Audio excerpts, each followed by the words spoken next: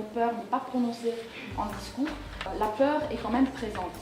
Il est des théories qui voient dans la sécurité quelque chose qui ne réfère pas à une réalité objective extérieure, mais plutôt une situation qui est établie à travers le discours. C'est ce même pas peur qui m'a interpellée. C'est une réaction de la population, mais c'est aussi, elle prend la forme d'un slogan. C'est aussi une forme de déni. C'est une formule qui a de l'impact, qui reprend le langage enfantin. En gros, ce qu'il y a derrière ce slogan, c'est il y a des attaques, mais pourtant nous n'avons pas peur. Vous voyez que la peur, elle peut être d'un côté ou de l'autre. Il y a des attaques, donc nous n'avons pas peur, ou bien il y a de la peur, mais nous allons résister.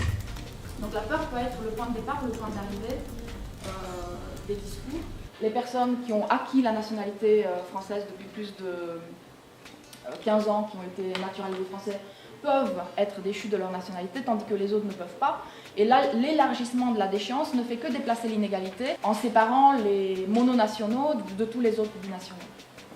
Donc c'est simplement un déplacement de la discrimination, mais la discrimination, elle est là de toute façon. Dans le mot sécurité lui-même, la menace qui elle-même mène à des mesures prises pour diminuer le risque.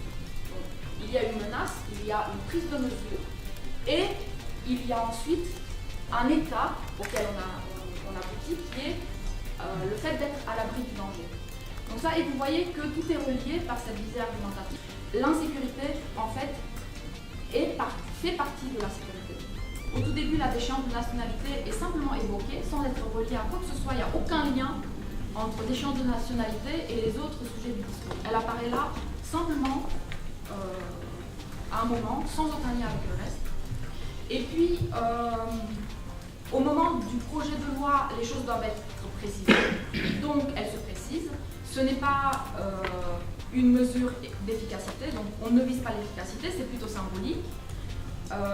C'est un engagement du président et c'est une sanction lourde. Donc en gros, la déchéance de nationalité a comme visée plutôt ces choses-là. Donc en janvier et février, les visées changent.